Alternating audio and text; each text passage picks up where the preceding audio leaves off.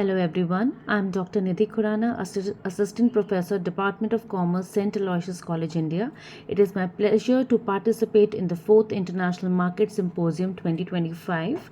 So here today I am going to talk about one of the most fascinating shifts in modern digital marketing, that is the rise of strategic cringe, brands embracing millennial nostalgia with emotional authenticity. Marketing has moved from perfection to authenticity. Means marketing has moved from the era of polished imperfection.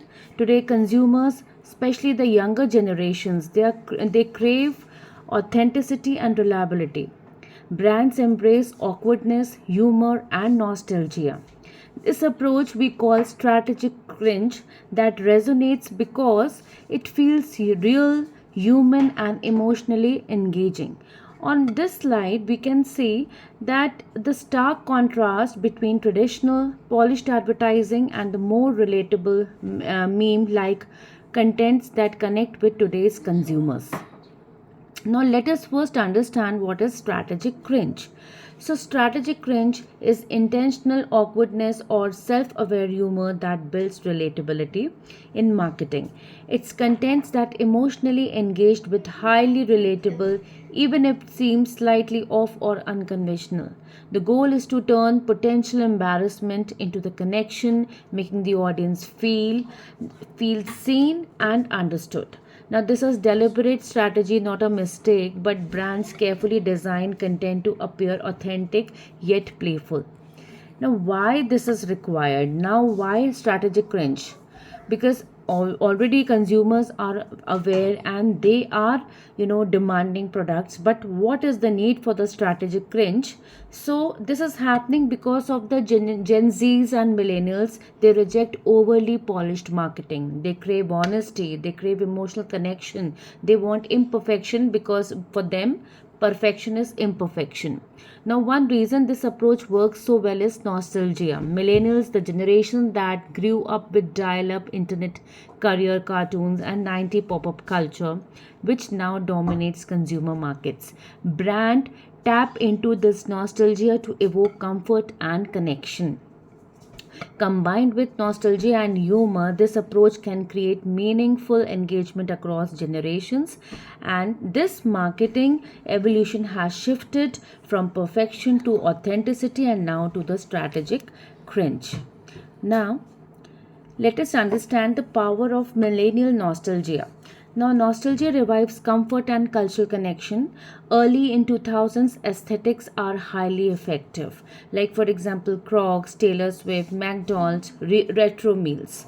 And now, these examples show us that nostalgia strengthens the emotional resonance, making audiences more likely to engage and even share content. Emotional authenticity in action. Now, this can be very well explained with the help of this small formula, that is, humor plus honesty is connection. Vulnerability builds trust and loyalty, and authentic storytelling drives engagement. So, definitely, vulnerability allows a brand to seem more human, encouraging loyalty and engagement. Authentic storytelling, even if slightly awkward or self depreciating, can drive deep emotional engagements.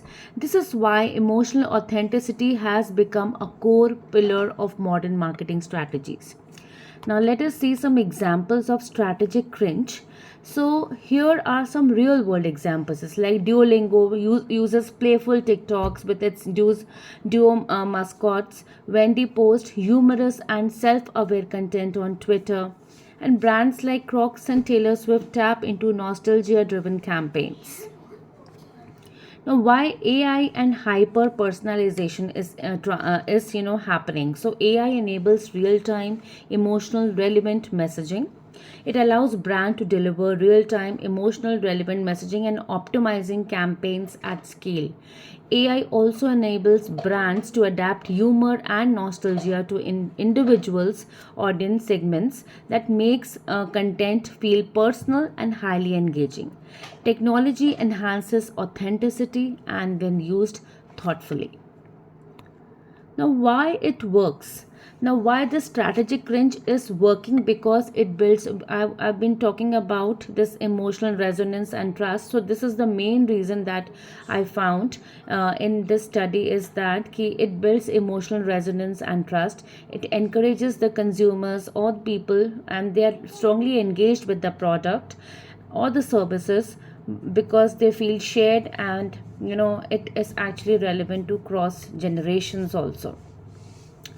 So, strategic cringe works because it builds emotional resonance. It encourages sharing, engagement, and you know what? Study shows that the audiences increasingly prefer authentic, relatable content over perfectly curated ads, and nostalgic campaigns, you know, often drive measurable increases in engagement and sales.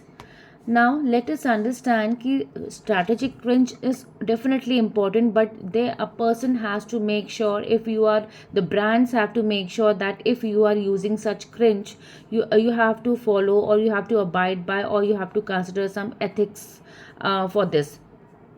Then, for example, ethics like, while strategic cringe is powerful, but there are some risks. Forced humor or inauthentic messaging can backfire and damage a brand's reputation. Using nostalgia ethically is important to avoid manipulation. Brands must remain aligned with their voice and values to maintain a consumer's trust. Authenticity cannot be faked. Audiences can sense what is dangerous. So, at the here are some findings that I have noticed and would like to bring to your notice too, which is based on nostalgia and nostalgia driven marketing. So, about 75% of consumers says that they are more likely to buy when ads evoke nostalgia. Brands that use 1990s themed campaigns saw up to 30% increase in their brand engagement on social media. Younger audiences respond strongly to nostalgia branding. For example, 61% of millennials and 68% of Gen Z said that they respond positively to nostalgia branding.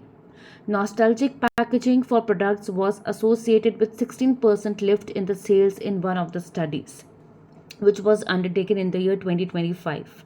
Then, even younger consumers, including those who didn't live through the era, feel nostalgic. That is, 37% of Gen Z said that they feel nostalgic for the 1990s despite being too younger to remember. Then another findings is based on authenticity, emotional connection, and Gen Z's or millennials behaviors. So the study reveals that 82% Gen Z's consumers use social media to find new brands, lightening the importance of online authenticity and presence. Amongst Gen Z's, 89% says that authenticity is more important than the polished content.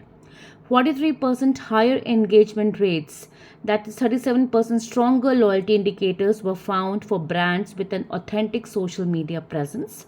And 61% of Gen Zs prefer user generated content over highly polished ads.